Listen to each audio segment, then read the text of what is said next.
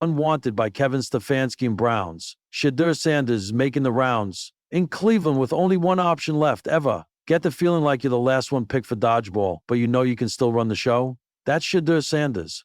He rolled into Cleveland with a chip on his shoulder and the underdog goal to prove himself right.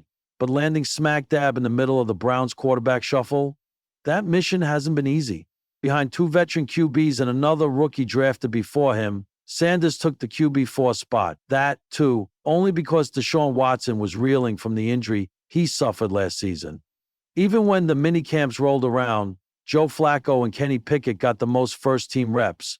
Even Dylan Gabriel got some practice in with the first team. But for all of H.E. Kevin Stefanski's words about not reading too into the first reps, Shedeur was the only one who had this secondary team to practice with. While navigating some trade rumors and legal troubles in the past few weeks, but even with the chips seeming stacked against him, Sanders shows no signs of stopping. Sanders has been the last to leave the ground, getting some extra work in with the Browns offense whenever he got the chance. While practicing with the secondary, he threw the most TDs, 9 completions, among all the other QBs. But that wasn't all. When everyone was enjoying their time off recently, Sanders was throwing crisp dimes in a rain-soaked Miami field. With all the work he's putting in, the dog pound is hounding every move, every throw, and every representation. And they want their rookie to win. On the Ultimate Cleveland Sports Show, Earl DePearl made his feelings clear about Sanders. As Pearl put it plainly, people love Shedeur Sanders in the city of Cleveland. He's been getting a lot of praise from a lot of veterans across the league, near and far. Sanders has notably gotten a huge boost of support from his mentor, Tom Brady. Even LeBron James gave him a shout-out when Sanders first came to the Browns. Pearl noted that he's seen Sanders tied for third to be the Cleveland Browns opening day starter on Bet 360.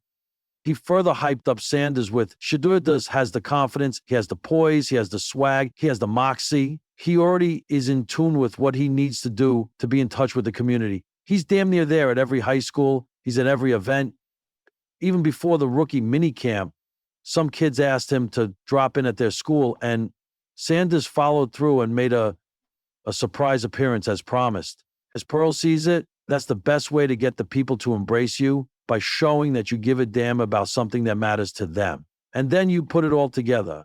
If he's able to ball out on the football field, man, things can be great here in the city of Cleveland. But Pearl isn't the only one who sees potential in Sanders. Veteran analyst Dan Orlovsky noted, Sanders fits like a puzzle in Stefanski's offense. Former NFL receiver James Jones believes if Kenny Pickett isn't leading the QB room, the only other option is Shedeur, because I believe he's the most talented quarterback on that roster.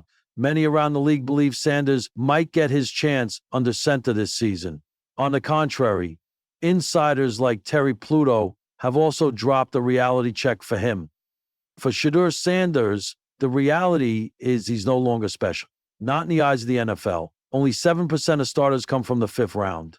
As this tug-of-war continues for Sanders, if things end up going south for his NFL journey, he still has a plan B in place. A northern route. Toronto waiting for Shedeur Sanders. By locking up Sanders' CFL rights, the Argonauts are playing the long game. It's a damn, but it won't be the first time a move like this has happened. After spending a few years in the NFL, former QB Doug Flutie also made a move to the CFL and made a mark there.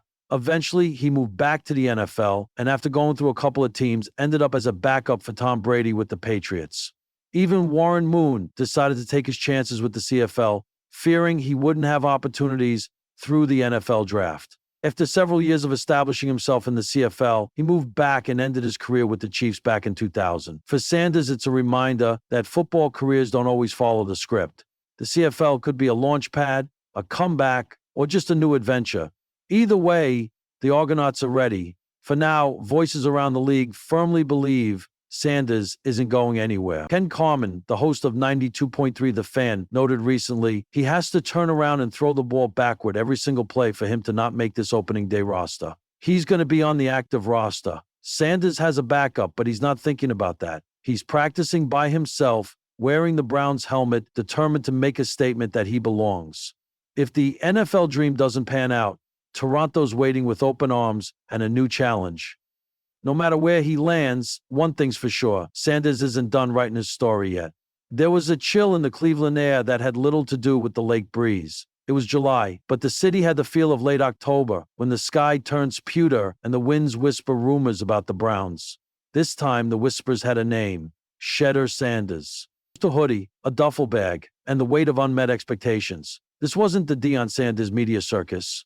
This wasn't Colorado or the glitz of NIL endorsements. This was Cleveland, gritty, skeptical, tired of promises that crumbled like brittle leaves beneath snowy cleats.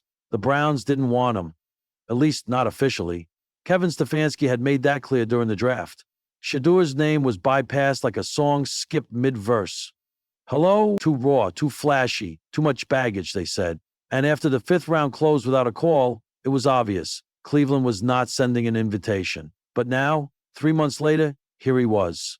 Not for a tryout, not for a press conference, just circulating. A ghost through Berea. Word spread, Shedeur had shown up uninvited. Not desperate, determined. One option left.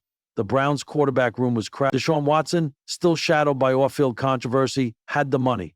Dorian Thompson-Robinson had the potential. And then there was the newly signed veteran Case Keenum, back again like a stubborn boomerang. No one had asked for Sanders. But football isn't politics. It's opportunity. You really think you can walk into this building and just be something?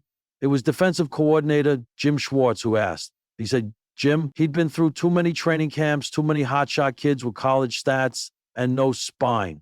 Shedeur didn't blink.